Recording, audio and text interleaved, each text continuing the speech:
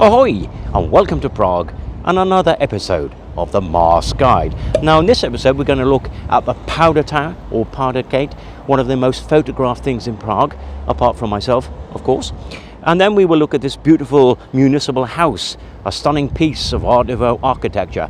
And it has a special place in the heart of the Czechs, since in this building on October the 28th, 1918, they declared their independence from the creaking, crumbly, exhausted Austro-Hungarian Empire just before the end of World War I to form the new state of Czechoslovakia. And in 1989 there was another meeting with another crumbling, creaking regime, communism, where they negotiated the return of democracy here. And finally, we're going to look at the connection between this Municipal House and the 2002 blockbuster XXX starring Vin Diesel, which was filmed here in Prague. This film is without doubt a startling piece of action drama, not only for its excitement, but also how some scenes from the film seem to define known laws of physics, as well as the relationship between space and time. Also, if you are enjoying these videos, please don't forget to click and subscribe. No need to smash that subscribe button, just a gentle click will do. And don't forget to click on the bell button so that you get notifications of future videos. But first, the Powder Tower. Now, as I said, the Powder Gate or Powder Tower is one of the most photographed buildings in Prague, and at least tourists can appreciate its charm and beauty. But it's a bit of an oddity and has been for over 600 years. They started building it in 1475, didn't finish it, it fell into a sorry state and was bashed about quite a bit in the Battle of Prague in 1757 when there was a war between the Prussians and the Austrians. And this is what it looked like at the end of the 18th century. And then, hoping that it might help, they added a clock to it in the 19th century. But that didn't do too much, so once again they thought about demolishing it. But instead they decided to give it one last chance, and finally they gave it a Gothic makeover. Now, maybe one of the reasons they decided to pull it down is because it doesn't seem to have any purpose. That is, up until recently, since it provides a great vantage point for tourists to get great views of Prague. That is, when we have tourists in Prague. So how did the Powder Tower come about? With the founding of the new town, which is beyond the city wall, the walls of the old town lost their significance, as well as the gates built into the fortifications. Originally, one of the gates, there were 13 at one time, of the old town called the St. Ambrose Gate was here, but it was not in a good state of repair, so the people of Prague, as a way of saying thank you to the new young king who was of Polish descent, called King Władysław Jagiellonski, I hope I pronounced that correctly, they decided to build a new tower which would form part of the royal route and act as a place to collect taxes on people coming into the city. The tower was built right next door to his royal residence, which at that time is where the Municipal House stands now, and the foundation stone was laid by the king in 1475. It was called the royal route because it was a coronation route. The kings would pass under the gate, go along the street called Soletna, across the Old Town Square, across Charles Bridge and up to Prague Castle, where they would be crowned. But not long after the construction was started, people were unhappy about the royal expenses, blamed the king, rioting occurred, and the king panicked, and for safety removed his royal residence and family up to Prague Castle. And from then on, Prague Castle has remained the place where the royals like to stay. So when the king hightailed it out of here, the disappointed townspeople lost interest in completing the gate. It was not finished and covered with a temporary roof. In time it was given the name Odrana, which in Czech can be translated as neglected. From about the middle of the 18th century, it served as a gunpowder depot. Therefore, it became known in Czech as Pražná brána, Powder Tower or Powder Gate. Now, during the Prussian siege of Prague in 1757, it suffered greatly from bombardment, and in 1799 it was stripped of its damaged decorations. It gained its present appearance only during the pseudo-Gothic purist modifications between 1878 and 1886, and those were led by Joseph Mocker, the Czech architect who also did a little work at St. Vitus Cathedral up at Prague Castle. And he took his inspiration from this tower, from the towers at the end of Charles Bridge. Now, as I said, it doesn't really have much function today. There are some exhibitions in there, but it is a great observation tower. You pay about $10, you get great views of Prague, and you get a great workout too. 186 steps, no lift. Now, we're going to have a look at some of those views you can get later, but first, I need to get in a bit of training. The poor condition of the facade as it is now is also due to the poor quality of repairs that took place in the 1960s and 70s under the communist regime. It seems that the repairs were so bad that they decided to cover their shoddy workmanship by colouring it artificially black. Because if you look at this painting I showed you previously from the 18th century, you can see it has a much lighter colour. Also, the builders wanted to cover up the visible black stains created by air pollution. Now, the tower is due for restoration soon, and you can see from this photo what the planned renovations will look like. So much better. The Municipal House has been one of the most significant public buildings in Prague for over 100 years and was built by the city administration after they bought this area, this land behind me, where the royal court and the medieval seat of the Bohemian kings used to be located. And they announced an architectural competition for designs of the house in 1903.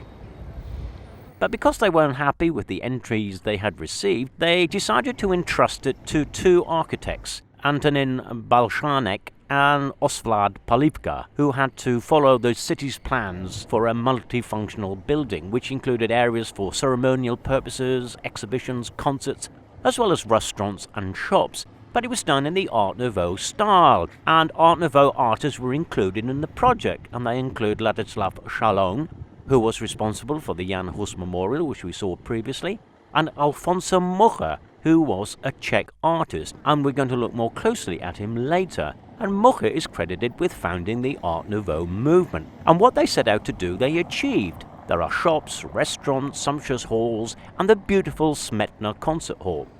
Now, the Municipal House is the main seat of the Symphonic Orchestra of the city of Prague, and the most important concerts of the annual Prague Spring Music Festival take place here. So they have a regular program throughout the year. So when you come to Prague, and if you love classical music, you will be able to find something on their extensive program. There are also a number of Art Nouveau style cafes and restaurants, and we're going to come back to one of those restaurants later when we talk about Vin Diesel. Now, this magnificent building was started in 1905 and took 7 years to construct. Apart from being a wonderful example of Art Nouveau architecture, it was a true technical wonder of its time.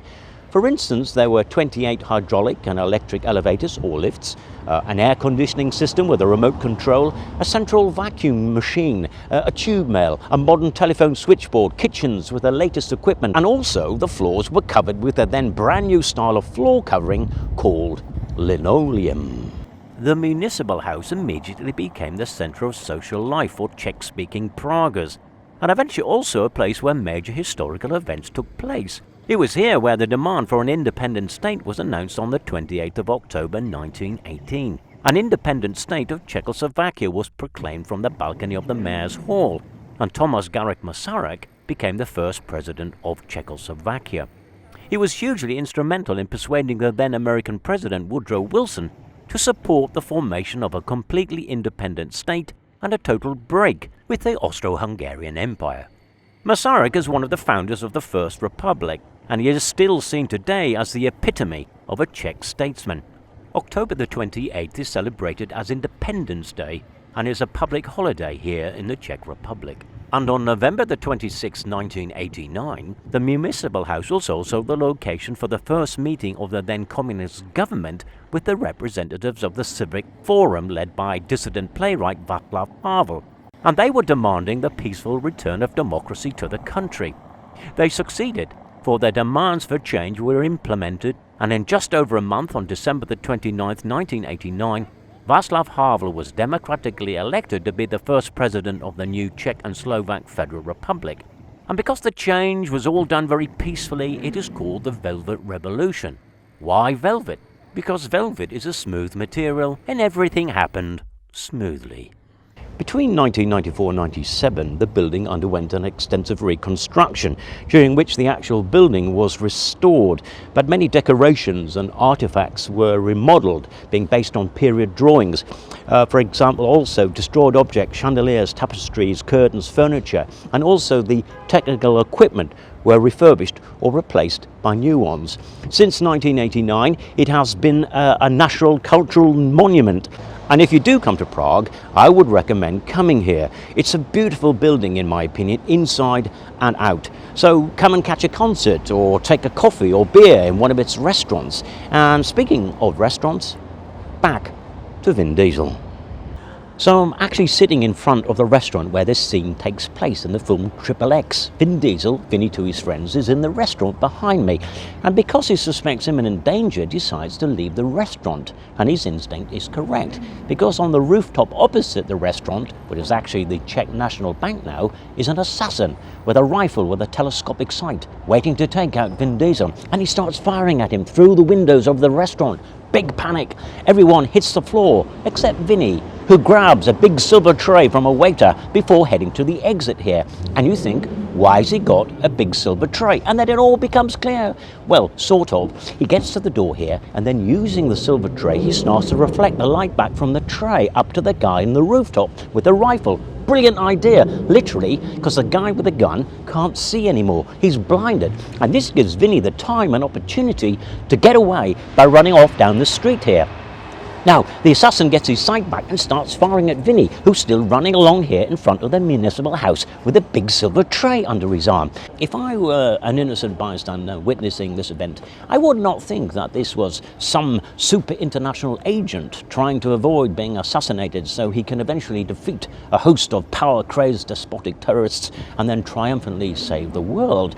No, I would think that it was the police shooting at a common criminal who was wearing a big hippie jacket and has just stolen a big silver tray from a very posh restaurant in Prague. And being an upstanding citizen, I would be very much tempted to trip him up. However, that aside, it gets more interesting because we find out why Vinny is desperately hanging on to that big silver tray, especially when we get to here.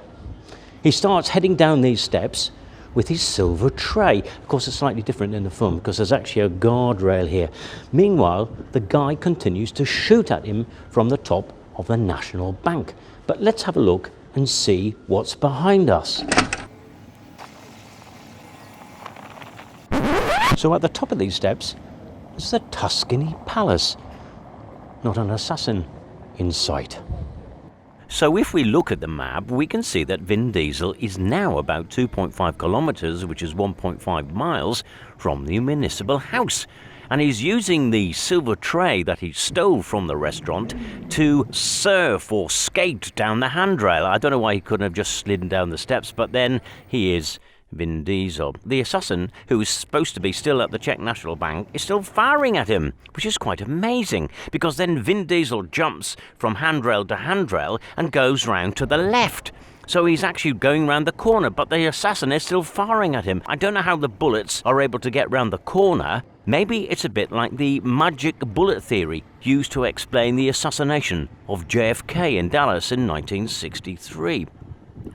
Vin Diesel has left his car at the bottom of the steps, but when he gets there, he's about to get in his car when he's apprehended by his enemies, and they bundle him into a black Mercedes, which is then driven off at high speed. Interestingly, in an action-packed blockbuster, people are very rarely driven off at high speed in a Toyota or a Nissan, which is surprising actually, because they're comfortable, spacious, and reasonably priced family-sized cars. So they are heading east, and in the next shot, we see the black Mercedes going in front of the Rudolfinum, which is on the other side of the river, but they're going west, and they're headed towards the Estates Theatre for a meeting with Samuel L. Jackson, which is even further east, so it's all a bit confusing. But does it matter? Of course not. It's a chance to see Vin Diesel doing what Vin Diesel does best.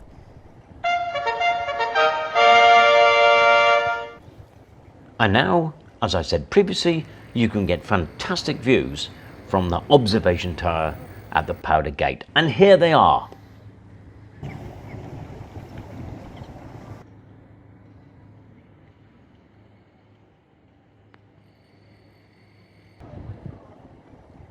So there we are.